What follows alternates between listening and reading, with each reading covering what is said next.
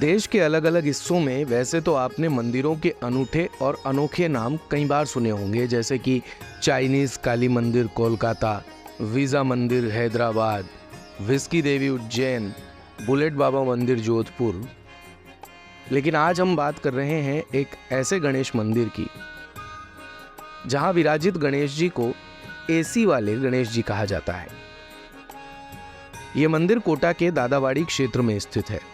Air condition यानी कि AC वाले गणेश जी के मंदिर में गर्मियां शुरू होने से पहले गणेश जी के लिए एयर कंडीशन चालू कर दिए जाते हैं।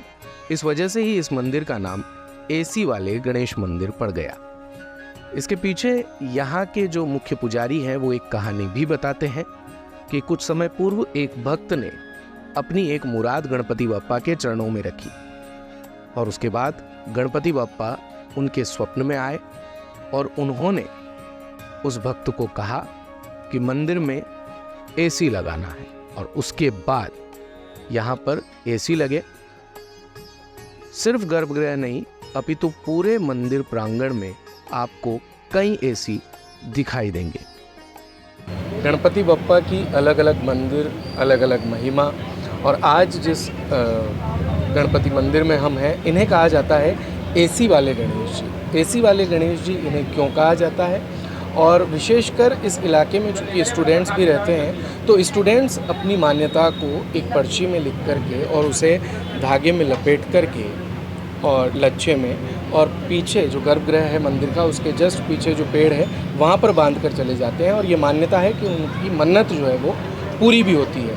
क्या है इसके पीछे मान्यता, इसके संदर्भ में आइए जानेंगे पंडित जी से। जी बताइए। हमारे गणेश जी महाराज हर साल की भांति ऐसे ही प्रोग्राम होते हैं 10 दिन तक, और आज सुबह ब्लड डोनेशन का प्रोग्राम था और अभी भंडारा चल रहा है।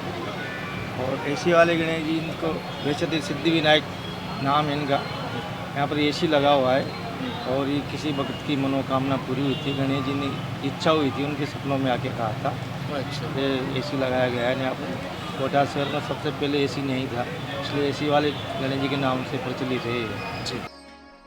ये गणेश मंदिर 100 वर्षों से भी अधिक प्राचीन है, जिन्हें सिद्धि विनायक गणेश जी कहा जाता है। इस मंदिर की विशेषता यह है कि गणेश जी की प्रतिमा एक धोबड़े के पेड़ पर उभरी हुई थी, जिसके बाद विधि विधान पूजा अर्चना पूर्वक क्षेत्रवासियों ने यहाँ गणेश जी का मंदिर बनाया, और तभी से सिद्धि विनायक गणेश मंदिर में श्रद्धालुओं का तांता लगने लगा। यहाँ गणेश जी की प्रतिमा के साथ उस पेड़ की भी पूजा होती है जहाँ गणेश जी की प्रतिमा उभरी हुई थी। पुजारी बताते हैं कि इस मंदिर की खास मान्यता यह है कि धोबड़े का पेड़ जिस पर गणेश जी की प्रतिमा के दर्शन होते हैं, उस पेड़ पर श्रद्धालु अपनी मान्यताओं की पर्ची एक लच्छे में बांधते हैं। माना जाता है कि यहाँ लच्छा बांधने से श्रद्धालुओं की मनोकामना पूर्ण होती है। और पीछे जो पेड़ है वो सिद्धि पेड़ है, उसमें जो भी अपनी मनोकामनाएं लेके आते हैं तो उसमें पर्ची लिख के और लच्छा बांध के उसके बांध देते हैं, उसकी मनोकामना पूरी होती है।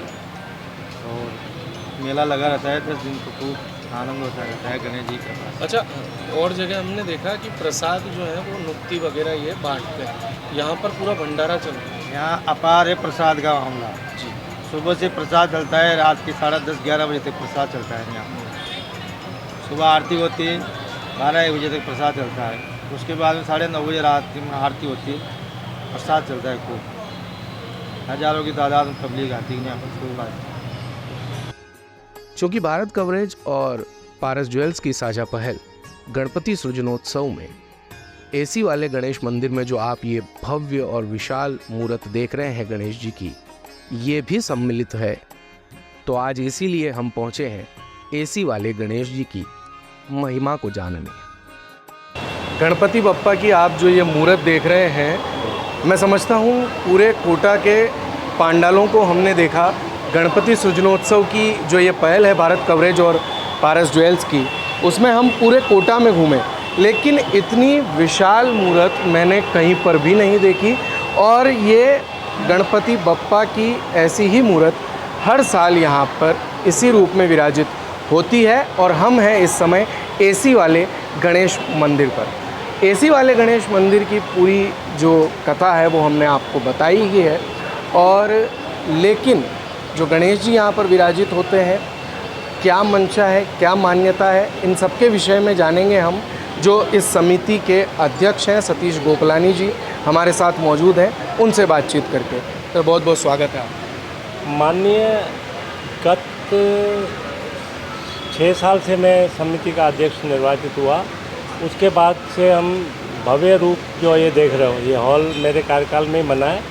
गणपति जी जैसा कि आपने निवेदन किया कि विशाल मूर्ति है, तो ये 16 फीट की मूर्ति है, ट्रॉली पे बनाते हैं, कलकत्ता के कारीगर बनाते हैं छावनी में, और ये हर साल स्थापित करते हैं। इसमें हमने नियम बना रखा है कि प्रातः 10 बजे और रात्रि को 9:30 बजे आरती होती है। चाहे अध्यक्ष आए या कोई वीआईपी आए या नहीं आए, आरती पंडित जी को निर्देश दिए हुए हैं, समय पे चालू कर दो, जनता परेशान नहीं हो, ये हमारा उद्देश्य है। जो भी चढ़ावा मंदिर पे आता है, हमारा उद्देश्य है पीछे गौशाला चलाना। 346 अभी तहसीलदार साहब सर्वे करके गए हैं, टैग शुदा गायें हैं। ये मंदिर का जो डोनेशन आता है, ये भी हम उसमें गौशाला में ही खर्च करते हैं। दिन भर की सारी अपडेट्स के लिए सब्सक्राइब करें भारत कवरेज को, और हाँ, बेल आइकन दबाना ना भूलें ताकि आप रहें अपडेटेड हमेशा।